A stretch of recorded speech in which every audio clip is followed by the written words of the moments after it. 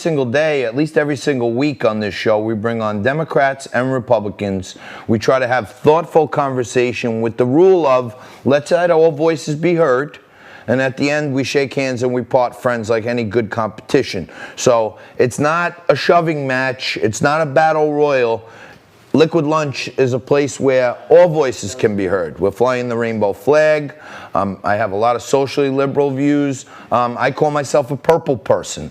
So I don't think you can be informed and educated if you have a narrow view of only the stuff you want to hear.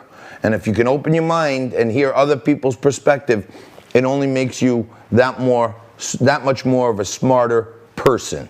A very smart person joins us right now. Dr. Omekongo Dibinga joins us. He's a Democratic commentator and strategist.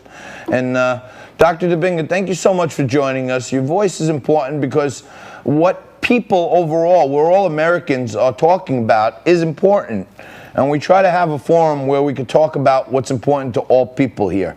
Now, you believe that Republicans risked lives just to force Amy Coney Barrett's hearings to happen. Do you think the president has a constitutional obligation to fill that vacancy, or it should be put off because of the COVID? Well, first of all, thank you for having me. And as you said in the beginning, it's extremely important that we who have differing opinions do this type of work and have these conversations in order to find common ground in these uncommon times. It's one of the things I speak on the most. So thank you for that. As it relates to President Trump's appointment, well, when I talked about risking lives, it was a super spreader event. And we see that people got sick, including the president and his family. And when people were talking about the hearings, people weren't sure whether people like Lee and other people were going to attend, but they seemed to be willing to risk COVID to make this happen. And so I felt like, number one, because of the COVID risk, this shouldn't be happening. And number two, I do believe that there's an inherent hypocrisy based on what Mitch McConnell did with the Merrick Garland nomination. And that was another reason why I feel we should be waiting for the election. If Trump wins and he has another pick, let him put it on. That's his constitutional right. Okay. Fair enough. I understand that. There's definitely hypocrisy, and we've seen it on both sides over the years. You know what I mean? Harry Reid, enacted ended the filibuster on circuit court judges and stuff. Many Republicans said you're going to rue the day you did that, and now they kind of are. I do want to ask you this, but there's been a lot of talk lately about Trump appealing to younger African-American men. And you got, 50 Cent, you got Ice Cube, you got the rapper Waka Flocka, and others who are kind of coming out and saying, hey, at least he reaches out to us. Charlemagne the God had this crazy interview with Joe Biden where he said, if you're thinking about Trump, then you ain't black. And I've had men and women from all the political spectrum, African-American minorities, and people overwhelmingly feel like saying, if you're not voting for me, you ain't black, is really the height of a racist statement. How did you square that up with supporting Joe Biden? Well, I wouldn't say it was a racist statement. I would say that it was an ignorant statement, something he definitely should not have said, and he recognized it as being wrong. And that's one of the challenges or the differences we have with Trump versus Biden. When Biden makes a mistake, even as relates to Anita Hill calling and having a conversation, although it happened way too late, right? He recognizes the wrong. Donald Trump never apologized for his comments or his taking out an ad to have the Central Park 5 executed. He's never apologized for his policies where he got sued by the federal government under the Nixon administration in the 70s for marking C for colored on applications for housing so people who are black couldn't get into his homes. And so when we talk about a track record as it relates to wrongdoings, at least Biden is making an attempt to be better. And to be quite honest, I'm also a rapper myself. 50 Cent and Ice Cube and Waka Flocka, I'm not saying black people are a monolith, but they do not speak for the majority of the black community. And so for people to prop them up, particularly when 50 Cent has no track record of doing anything positive and productive on a consistent basis for black people in the community, and also said he doesn't care if Trump hates black people. Now, I know you're not saying Trump doesn't care about black people, but that's what 50 Cent said. I find that to be extremely problematic. Okay, so I want to just dig down a little bit into that. So you say Biden is trying to be better, right? Yeah. and you're talking about, Trump had housing applications with C on it for colored. I would imagine that's probably true, okay? And I would imagine that's something that he's probably got to make up for at some point if that's shown. I'm looking at a letter on Joe Biden's letterhead from 1977 addressed to the Honorable James O. Eastland, who was a senator, okay, who was a segregationist, right? And he and Joe Biden, he was the primary sponsor of a bill to segregate kids and bust, segregate schools.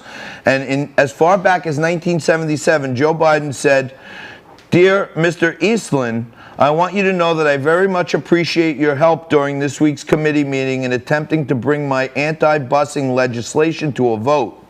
I am hopeful the bill can be voted on at the next meeting, and with your assistance, I am confident there is sufficient support for approval by the committee. Many thanks for your help."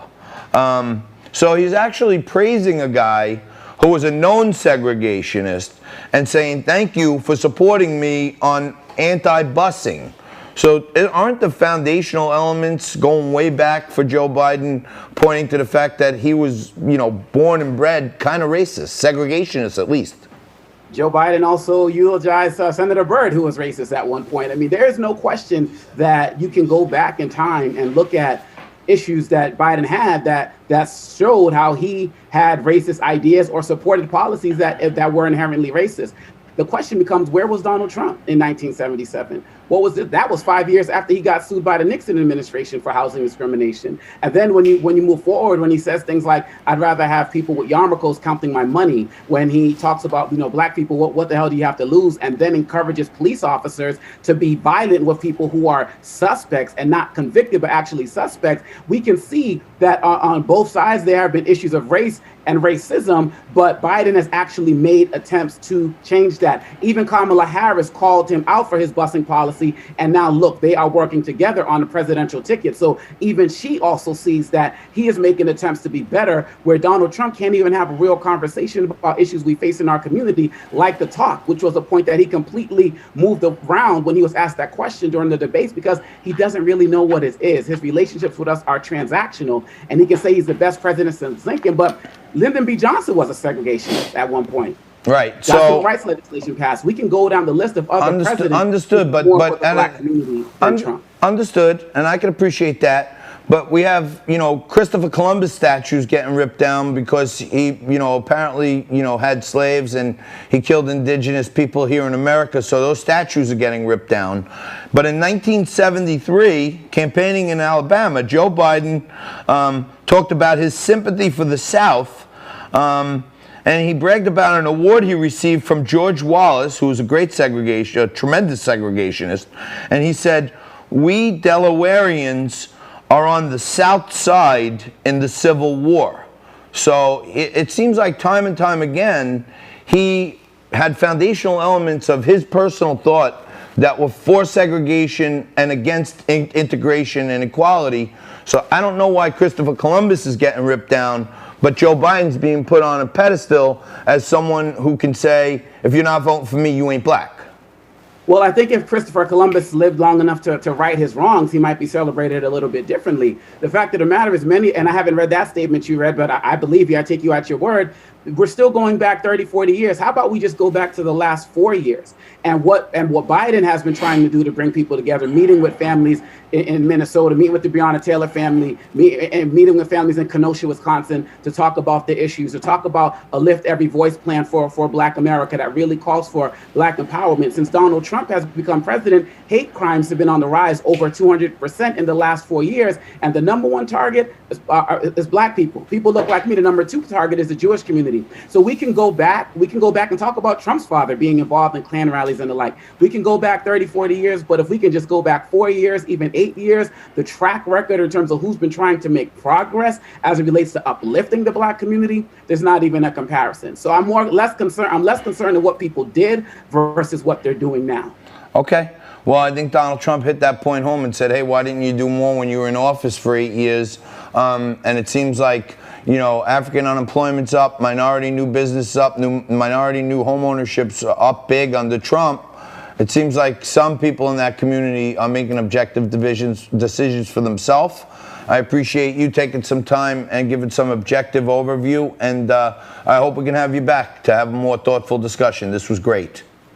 I hope so. Let's remember some of those things couldn't get done in 8 years because of Republican blockage, because they wanted to make Obama one-term president. But I do appreciate this conversation, and I do hope we get to have some more conversations like this. Thank you so much. Dr. Dibinga, thank you. We're going to take a quick break right here. We're going to come back with more Liquid Lunch right after this.